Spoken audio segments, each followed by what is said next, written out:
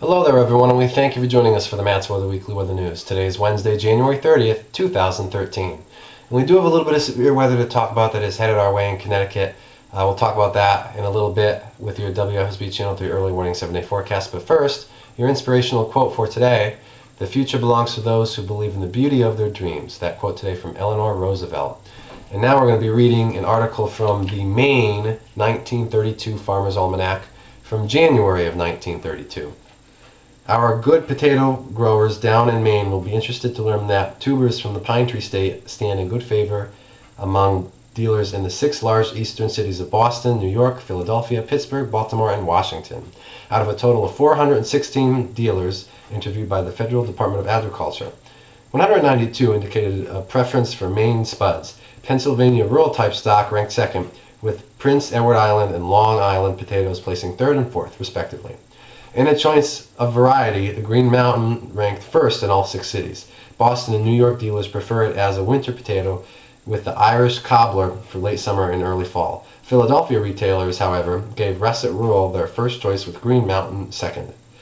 Other interesting things were learned in these interviews with dealers. For one thing, they expressed a preference for potatoes ranging from 1 1/4 to 3 inches in diameter for retail trade. Those who supply hotels and restaurants, however, like them larger, with a range from 2 3/4 to 1 to 3.5 inches in diameter and weighing 10 to 14 ounces. These tubers, too, are of a good size for the appetizing French fries.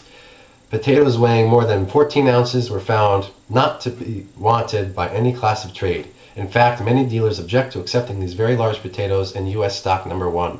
As learned in other studies of this nature, considerable objection was voiced by dealers against small potatoes, those under 2 1/4 inches in diameter. Several independent retailers, however, found them suitable for certain classes of trade. These retailers said that many people buy the small potatoes for making potato salad or for creaming, and that there is some demand for this low-price stock from people who cannot afford to pay market prices.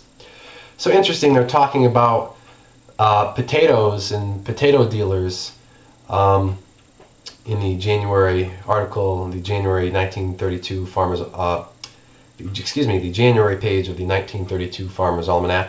And it's interesting to say that they're talking about certain people prefer certain potatoes that are just a good size for the appetizing French fries, end quote. So it's just kind of interesting to see how long French fries have been around and how Americans just love good old French fries. Okay, and now your WFSB Channel 3 early warning 7-day forecast. And first of all, though, we do have a few weather alerts in effect right now for some rain and possibly some rumbles of thunder we're going to be hearing this evening. A high wind warning is in effect for all of Connecticut for tonight through early Thursday tomorrow morning.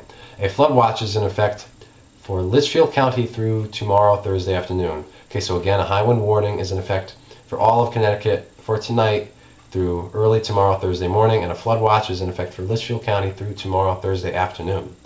Okay, now the forecast for tonight, the evening of Wednesday, January 30th, 2013.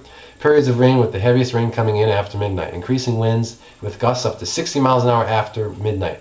Unseasonably mild. Lows this evening ranging between 45 and 55 degrees. Tomorrow, Thursday, January 31st. Rain and scattered thunderstorms ending in the morning, then partly sunny, windy, and colder. High 50 degrees inland, 52 at the shore. Highs will occur early in the morning, then temps will drop through the 40s and then into the 30s by late afternoon. And then on Friday, partly sunny, breezy, and cold. High 33 degrees inland, 35 at the shore. Saturday, partly sunny and cold again. High 32 degrees inland, 34 at the shore. Sunday, mostly cloudy with light snow for Super Bowl Sunday. A high of 35 degrees inland, 36 at the shore for Super Bowl Sunday. And then on Monday, mostly sunny, windy, and cold. High 34 degrees inland, 35 at the shore. Tuesday, a chance for light snow. High 33 degrees inland and 35 at the shore. And next Wednesday, February 6th, partly sunny, not quite as cold, high 36 degrees inland, 38 at the shore. So tonight and tomorrow morning is going to be unseasonably mild, but then as we get through tomorrow, Thursday afternoon, temperatures are going to dip back down to what's considered more so normal for this time of year, into the 30s for daytime highs, and they're going to stay that way right through next week. So And like I just said, we do have a few weather alerts in effect for the heavy rain and possible few thunderstorms moving on through tonight, and the gusty wind we will be dealing with overnight tonight while we're sleeping. So that about does it for the Matt's Weather Weekly Weather News for this week. We have no guest viewer segment for tomorrow. If you're interested in becoming involved in the guest viewer segment, you can email me at mattsweather1 at or any other way that you know how to get in touch with me. And we hope you join us for the Matt's Weather Weekly Weather News next week on Wednesday, February 6th. We'll see you then.